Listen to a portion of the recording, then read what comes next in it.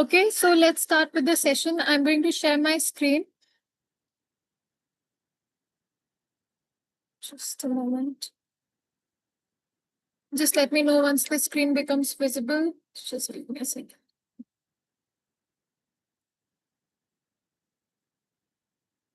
I hope you can see the screen.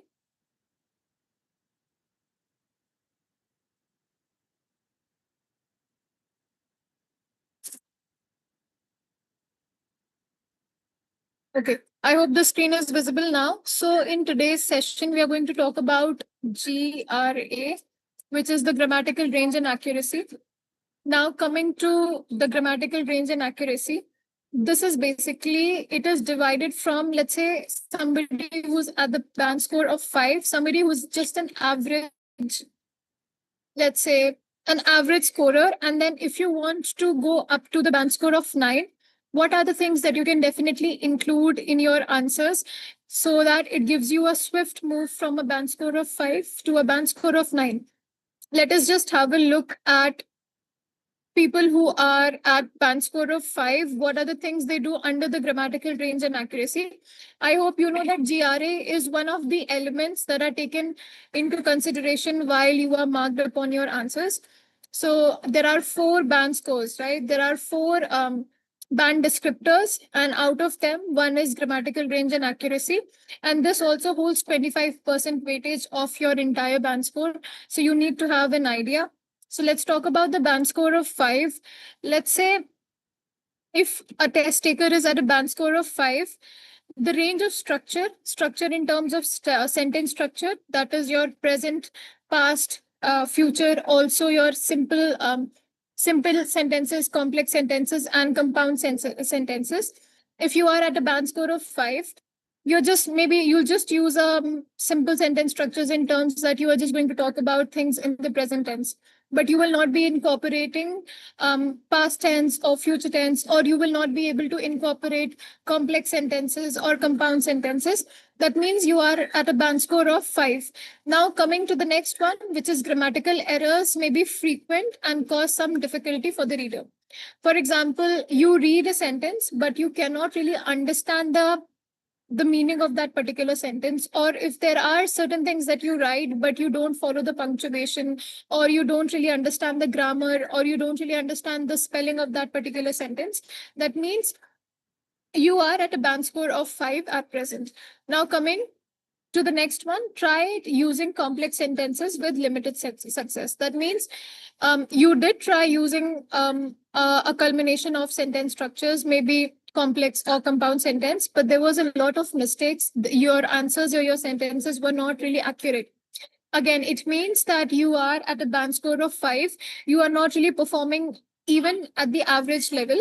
And then punctuation may be faulty. That means that sometimes the test takers forgets to put a full stop after the sentence is completed, or when the test taker starts with a new sentence, does not really write everything in caps on. So if you are somebody who's making such kind of mistakes, chances are pretty high that you are on the band score of 5. Now, if you want to move to a band score of 7 under grammatical range and accuracy, first thing that you have to do is you have to understand what are the different kinds of sentence structure, because you might have heard me or even Raza saying that you need to include a variety of sentences, but until and unless you know how to exactly use them, you will not be able to fairly use them in your sentences. So get to know different and complex styles of the sentence structure. The next is, if you are at band score, you may have some correct sentence structures, or you may write sentences that are partly correct, but most of your sentences are going to be incorrect. Again, if you have majority of your sentences as incorrect sentence, you will not really get the band score, and with each incorrect answer, your band score comes down. So if you are someone who are producing a lot of or if you're writing sentences that contains a lot of errors, that means you may be on the band score of 7. Now, coming to the grammatical portion of these kinds of student, they have really good control over grammar. So maybe their tenses are correct, or the spelling is fine, the parts of speech is correct, but there are, however, some noticeable errors. That means you are going good, but again, not as good as you can score a band score of 8 or 9. Now, coming to the last one, somebody, of course, you know that band 9 is the professional, like it's the most well sorted band score. So if you want to, or if you are at band score 9, you will be able to use wide range of structures. Like you will be able to swiftly move from simple sentence to complex sentence. You will be able to include both present tense and past tense in your answers. If you are someone like that, that means you don't really need any further tweaks. Coming to the punctuation and grammar, you will be able to use the punctuation and grammar throughout your answers, and it will be appropriate. It will not have a lot of errors. And the last is, even for a band score of 9, the criteria is not that you should not make any mistakes. Rather, if you are making some mistakes, it's okay, but it should not be a very major mistake. For example, if there is a mistake in, let's say, in singulars or plurals, you forgot that, it's okay. If you made a sentence, if you wrote a sentence, you forgot to put a comma, that's again a very minor mistake. So these things can be looked, these are the things that can be looked over. So even in a band score of 9, you are not completely error free. However, the kind of errors that you make are not very obvious, or they are not entirely incorrect answers that you're giving. So this is what comes under GRA. Now, coming to the types of things or the types of grammar which is tested, the first is your basic grammar. Basic grammar, it includes the very basics, very fundamentals of grammar. For example, if you are writing a sentence, are you able to write it in a simple present tense, or are you writing it in the, let's say, past perfect tense?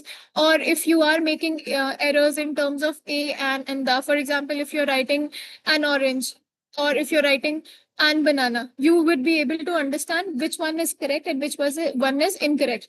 So this is basic grammar is definitely tested. The next is complex sentences. Sometimes this is something that is tested when you are going to be marked over 8, or sometimes even over 7.5, if the student is able to use sentences in a way which is not only simple but can also include complex sentences. For example, if you use sentence like although it was raining, we still made it. That means that you know where to put the comma, you know that what is the meaning of the conjunction called although, the test taker must be able to know what is because, or nevertheless, or nonetheless. So if you're able to use these connectors or conjunctions pretty easily, that means this is something which is also tested in your grammar. The next is verb tenses. Now, you know that there are different kinds of tenses, and basically, if you know the basics, you're sorted. Because when you talk about the IELTS, you don't really have to create sentences that are, innovative, or you don't really have to include sentences that are outwardly. But if you're making, if at all you're making a sentence, it should be grammatically correct. And apart from that, the punctuation and the spellings of most of what you've written, if not all, should be correct. I hope it is making sense till now. Any questions or any doubts? Okay.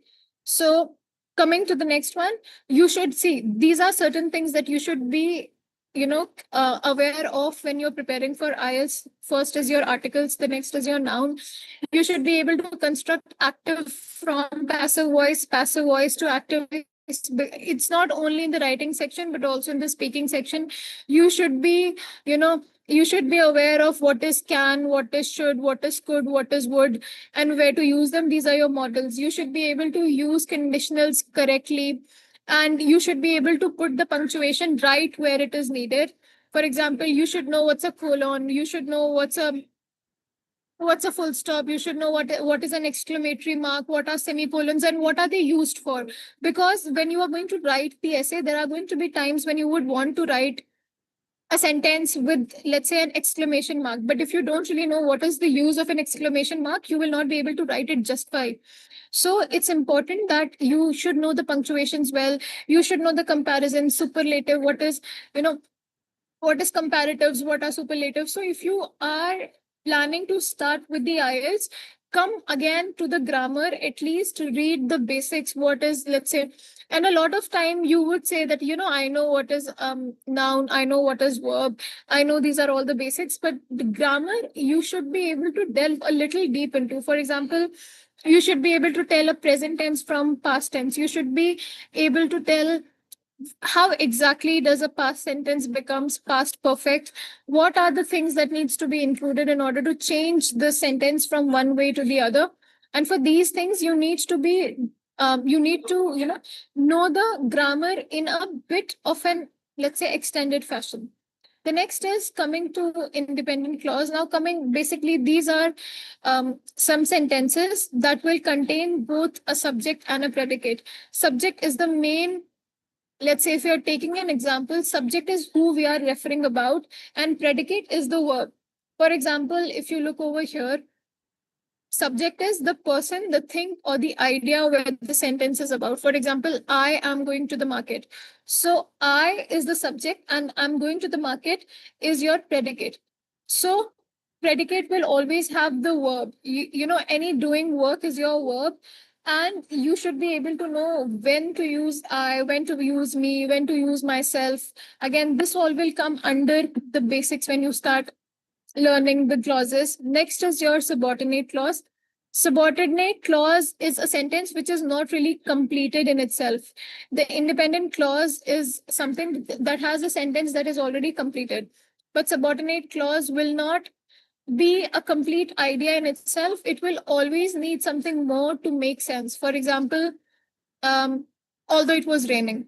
This is a subordinate clause because the sentence is not clear. For example, if I say, um, it was raining, this is a complete sentence in itself because you don't really need something else to make a point of it. I'm just saying that it is raining or it was raining. But if I say although it was raining, that means there has to be something that will be followed by the sentence to make an absolute sense of it. Okay. Now coming to the relative clause. Now, relative clause is basically when the noun or pronoun provides more information related to the sentence. For example, they will always begin by who, whom, whose, which, or that. Or if even if they don't really begin by this, in the sentence, they will really have who, whom, whose, which, or that. For example, if you look over here, the woman who lives or the woman who lives the next door is my neighbor. So these clauses are used to show the relation between what you're talking about, the relation between the subject and the verb. The next is relative adverbs, where you talk about where, when, and why. See, you don't really have to get into the details of it, but at least know like when to use would, when to use should, when to use could, and you should be able to use the connectors really well. If you just want to, let's say, get a band score of 7 or 8, you don't really have to get into the major details or major information related to it, but at least you should be aware of there are things that are apart from nouns and verbs, and these are certain things that you should be in contact with. Now, coming to a simple sentence. A simple sentence is something that in itself has a, it makes a complete sense. For example, it will really not need a dependent clause. It is an independent sentence and would not really rely on any dependent clause or a subordinate clause, because it is giving out a particular idea. For example, um, I am a girl. This is a simple sentence. My name's Asra. This is a simple sentence because it is expressing a complete thought. I'm going to run. That means, again, it is making a complete sense, and that's the reason why it's a simple sentence. Now, coming to compound sentences, you should know this rule that in any compound sentences, you will have to join either two or more independent clause. And remember that independent clauses are those sentences that have their own sentence. So they are not, they sort of denote a complete idea. They are not dependent on any other information to make them complete. So whenever you're writing about let's say, coordinating conjunction, you will always need to have an independent clause. That means an idea. Then you will have a comma. Then you will have a coordinating conjunction, and then again an independent clause. But remember, this is just a key idea. When you will start using sentences in your own way, you can definitely meddle around with the sentence. For example, I like coffee, but my friend prefers tea. So I like coffee is an independent clause because it is making again, it is making sense without any other or any extra information. Even this sentence, my friend prefers tea, is correct in itself. So these are two independent clauses and they are connected by but. That means, again, this becomes a compound sentence because you're comparing two things with yourself and with your friend. Simple sentence will have just one independent clause and it will talk about a simple idea and it is going to be complete. When we come to a compound sentence, either there's going to be two independent clauses followed by comma, or there will be an inclusion of semicolon with a conjunctive adverb. For example, independent clause, that means a full sentence, then a semicolon, then you will have a conjunctive word, then comma, and then independent clause. For example, he didn't like the movie. However, he stayed until the end. I didn't go for the basketball. However, I stayed home and played. So again, these are going to be two independent clauses again, but they are going to have either a semicolon or they're going to have a conjunctive word.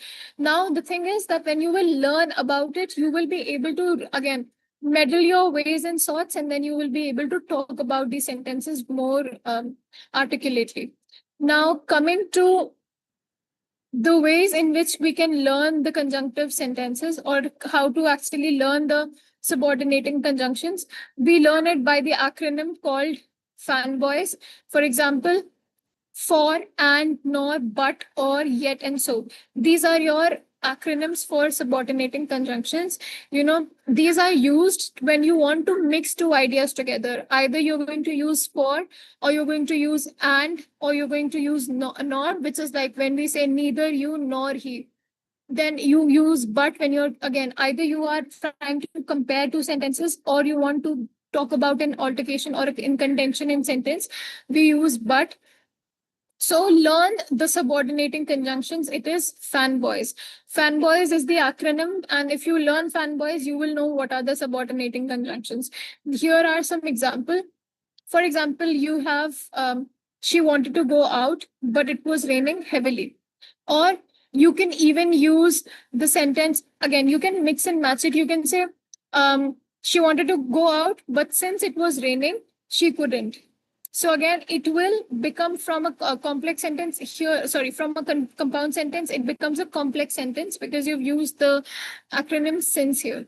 So these are certain words and these are certain acronyms that you can learn. Again, you don't have to go into the depth of the grammar, but just to make your sentence more connected to one another. And when you want to, let's say, put out a source of contention, you can use these acronyms and it will help you again with the idea better. Now, coming to conjunctive adverbs. Now, when we use conjunctive adverbs, we don't really say use conjunctive adverbs, we say use connectors in your answers. Connectors are again used to make the idea more articulate. And when a test taker uses conjunctive, or if I will not say conjunctive adverb, I would say when the user or the test taker starts using connectors, the ideas come out to be better. For example, if you use instead of but, if you use however, it becomes a little complex in the tone. If you don't use as a result and you say consequently, that means again the same thing but with a better vocabulary. If we the nonetheless or nevertheless are again something that we use to come up to the let's say when I want to talk about the end result of something, we use nonetheless, we use nevertheless. Then when we talk about some kind of a conclusion, we use hence, we use thus, we use as a result, or we even say to sum up. Again, these are some sentences or these are some words that are not used by the regular masses, because maybe you are at a band score of 5 and you're not using these sentences because you just want to, maybe the university has said that okay, get a band score of 5 and it's fine. But the moment you want to move ahead from a particular band scores, instead of using but, you will have to use different words that again assign the same meaning. So these are the list of these words. make sure that you learn the actual meaning, and when you're using them in a sentence, you are actually using them contextually. Don't use however, if you want to say, let's say, to sum up with. So here you will have to use thus, or you will have to say, hence. So these are certain things that you have to keep in mind. Now, coming over to how to complete complex sentence. First, there is a rule that you need to learn. The first is you need to have an independent clause. Then you need to have a subordinating conjunction or a relative pronoun. Then you need to have a dependent clause. Remember, independent clause has its own idea in itself. It is not dependent on any extra information. However, when you have dependent clause, it needs extra information to complete it. For example, she went to the store. It's a complete idea because she needed to buy some groceries. So here you have independent clause as she went to the store. Then you have the subordinating conjunction because, hence, therefore, and consequently, conversely. These are all your subordinating conjunction. And then you have the dependent clause, which is she needed to buy some groceries. You see, when you say I needed to buy some groceries, you will expect the other person to ask further because this is not a complete thought in itself. So when I say complex sentence, you might think that it is very difficult to create complex sentences. However, it's actually very easy. It's just that you need to learn the tricks. You need to have a subordinating conjunction or a connector in between the two sentences. One sentence will have, initially it will have an independent clause, or it's going to be an independent sentence, and then at last it's going to be a dependent sentence or a dependent clause.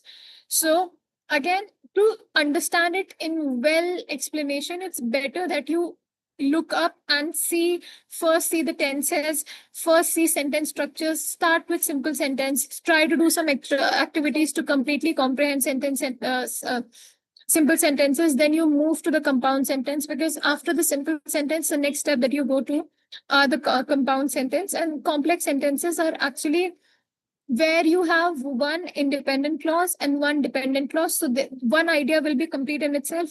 The other idea will be dependent on the complete idea to make sense. And always in the middle, you will have either because or hence or should or would. So these are your conjunctions. So I hope it is clear till now. Now, coming over to, I also want to reiterate this fact. So, when we talk about the IELTS, it's more on how well you speak. It's not really how well is the idea or how innovative is the idea. For example, if we are talking about the speaking sentence, or if you're talking about the speaking module, if the teacher says to talk about the best memory you've had from childhood, you don't really have to talk about something which is very exclusive.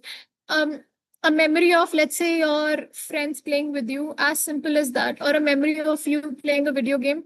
If you are able to explain and expound on the idea pretty well, that will be the perfect answer. You don't really have to come up with ideas that change the world, or you don't really have to have a different perspective in making sense.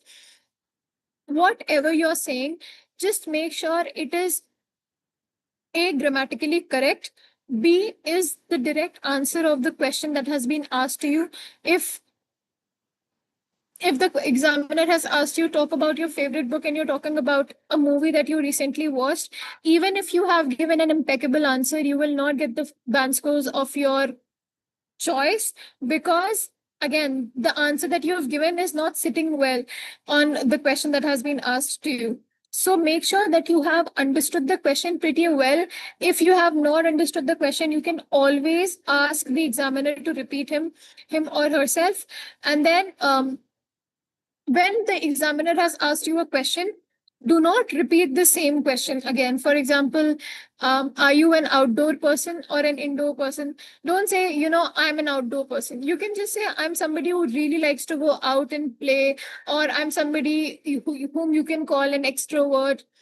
So when you are giving an answer, make sure that you are including these little tips, so that even if the idea or your answer is pretty simple, but because you've used some sentences, but because you've used some idioms, you have started with a good phrase, you will, in these ways, you will get a higher band score.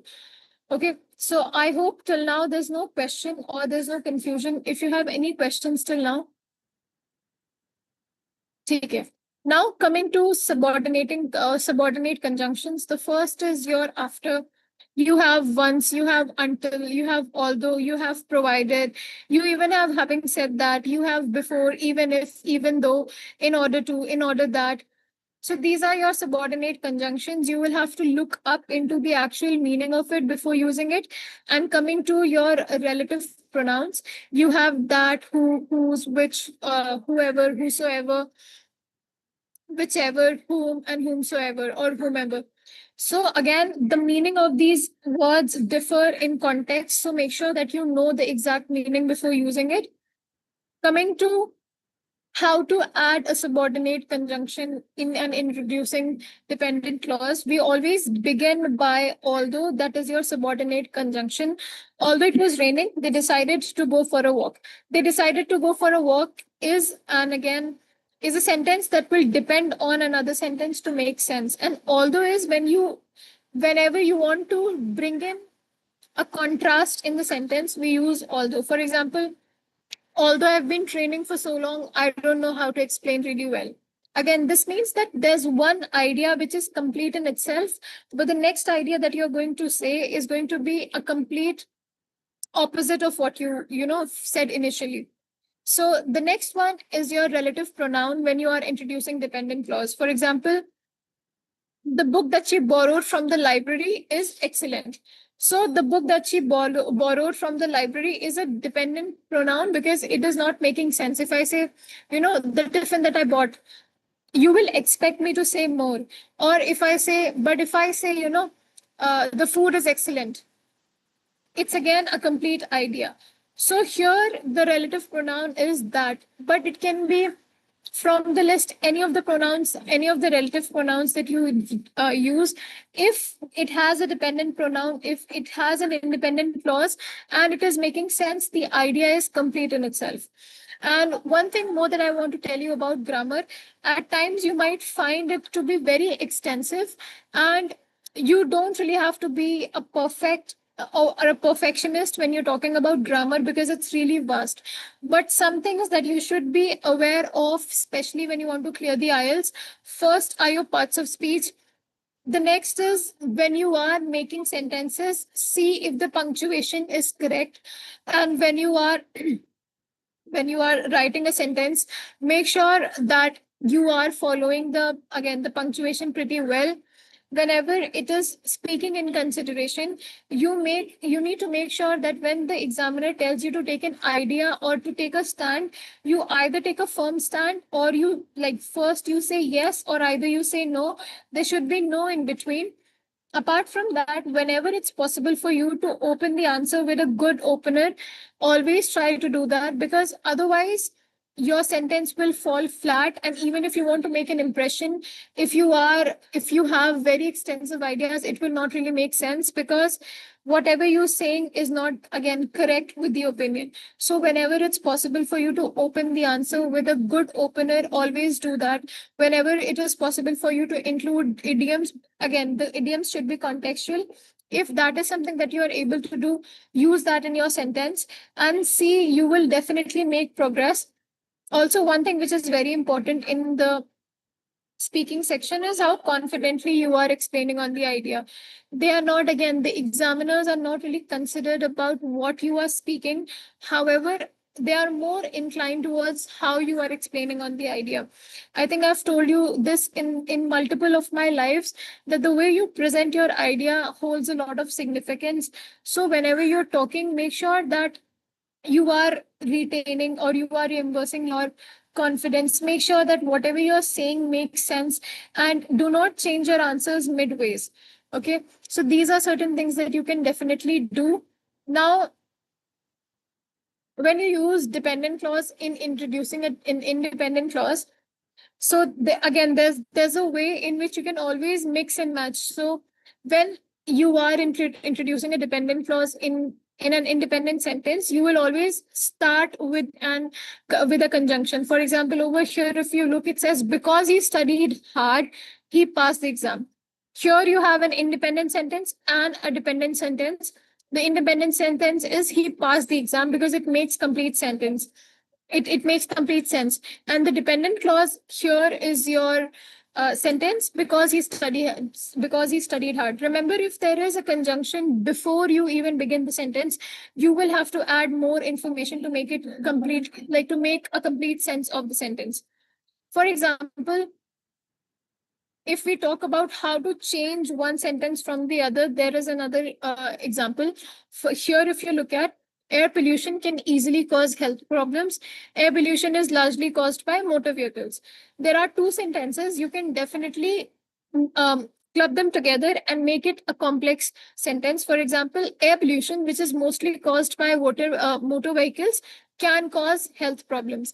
Here, both the sentences are the same. It's just how you've presented them. It becomes complex. A complex sentence will always have a conjunction in the middle, and one will have a complete idea, and the other will be dependent on the first idea to make sense. So here are some examples that you can definitely use. For example, over here, social media platforms offer benefits like instant communication and access to information, but they also have drawbacks such as privacy issues and spread misinformation.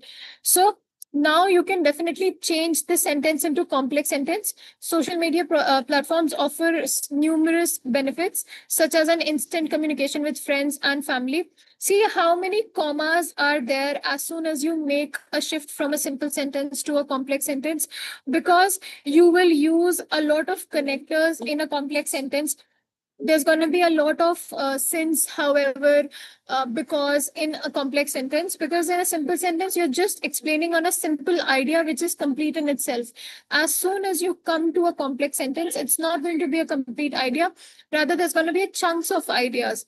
So better that you get into the details of the grammar and prepare at least to an extent where you can actually identify a simple sentence, a complex sentence, and a compound sentence before you move into the preparation of the IELTS. Now, coming to some myths about the complex sentence. The first is the longer is better. There's this very common, as we say complex, a lot of bells ring into people's mind. They think that, if it is a complex sentence, it's going to be extremely difficult to pronounce. But it's not like that.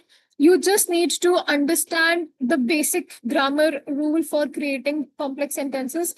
And once you're done, you will find them really easy.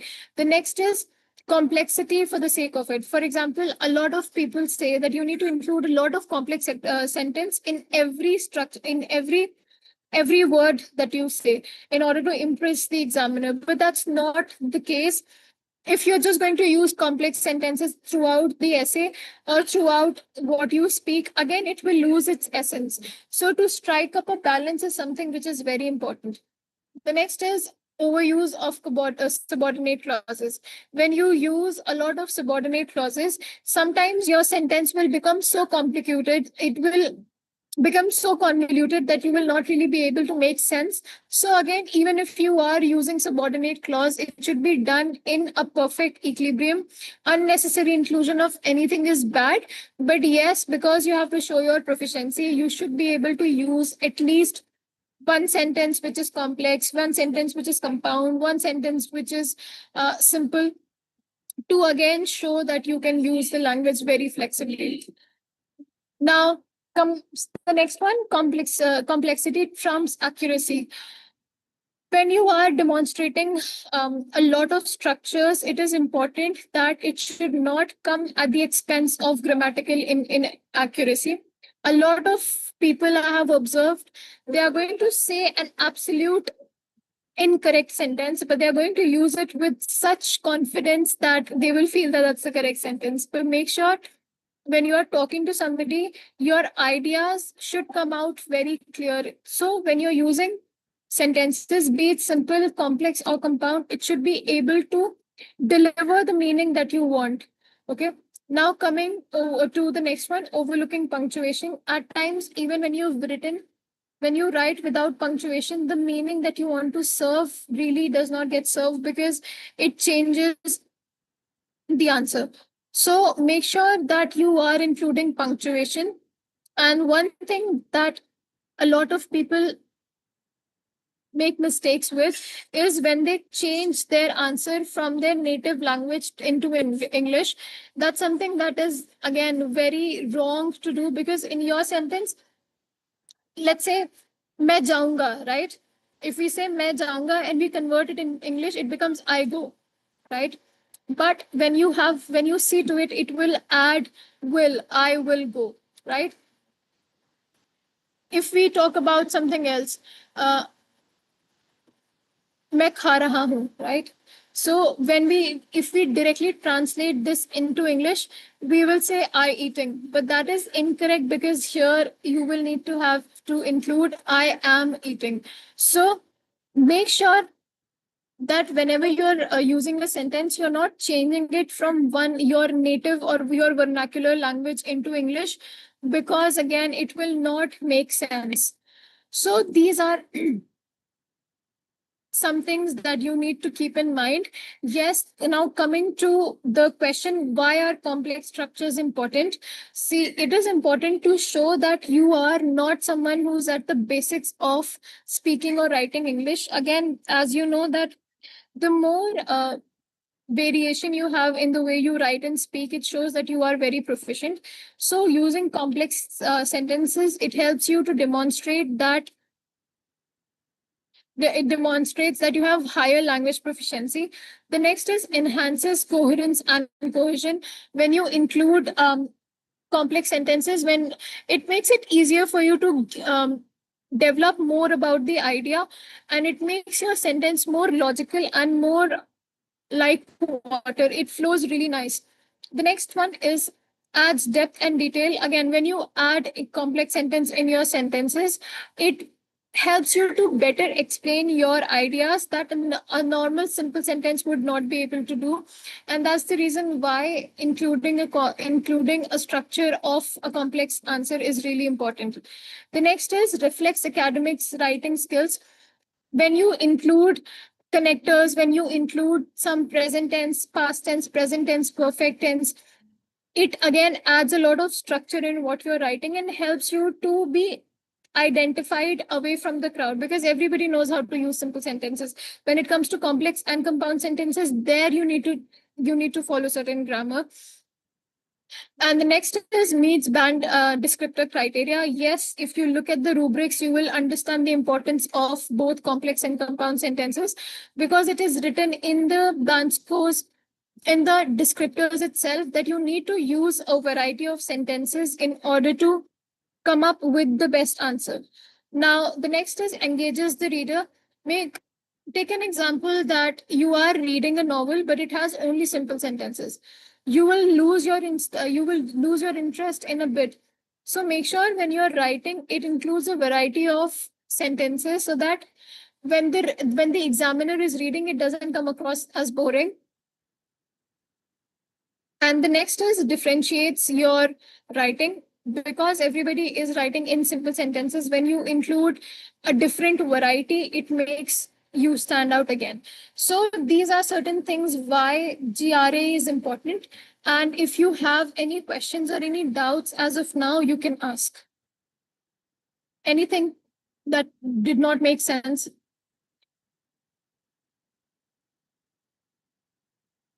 Any questions that you have?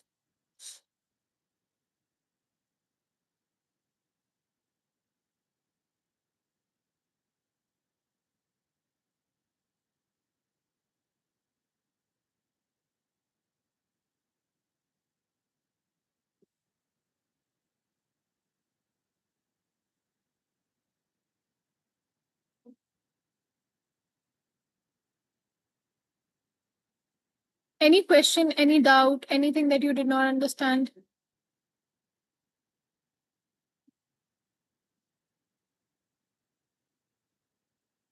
Raza sir, are you there with us? Yes. All right. Hello, everyone.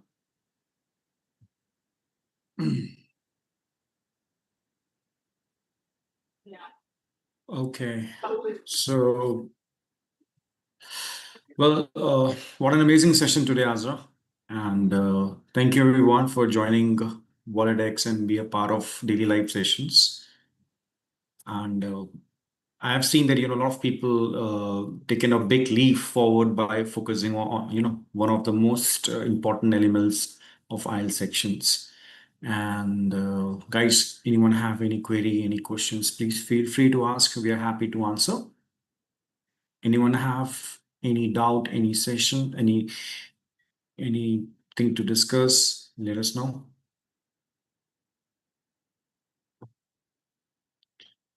Anyone? Okay. It means Azza, they are grabbing the things, if I'm not wrong. Okay. All right. So, guys, with this session, I hope you're able to learn few things which really helps you with, the grammar structure. So, the concept of this today's session is to, give you the variety of grammar structures to impress IELTS examiners, which is very well required. And I hope with this session, you can avoid some, grammar mistakes that lower your band score. Anyone have, any query or any concerns, they can again, check out this live session on YouTube so that the things will be clear. And yes, one important thing, guys, practical tips is something, will help you to improve sentence accuracy in writing and speaking section. So yeah, if you really want a band 7 or above in, writing and speaking, this GRA is your, secret weapon, because this session will help. I hope this session will, help to express yourself with confidence. And thank you for joining today, guys. And if you have any query concerns, they can connect with our admissions team. And anyone having IELTS exam in coming few days, coming few weeks, they can connect with Azhar ma'am or me for the demo as well, because we have multiple batches going on. The first batch starts 9:30 in the morning, and it goes on like this. But yes, anyone is uh, willing to have IELTS coaching or wants to join our IELTS coaching, they can directly get in touch. The timings are flexible, guys. Okay. You will get the support from the very beginning, from the very scratch. Okay. Yeah. Thank you very much, guys. That's all from my side. As I think we should wrap up now, right? Thank you, everyone. Take care. All right, guys. Thank you. Have a great day. Bye. See you tomorrow.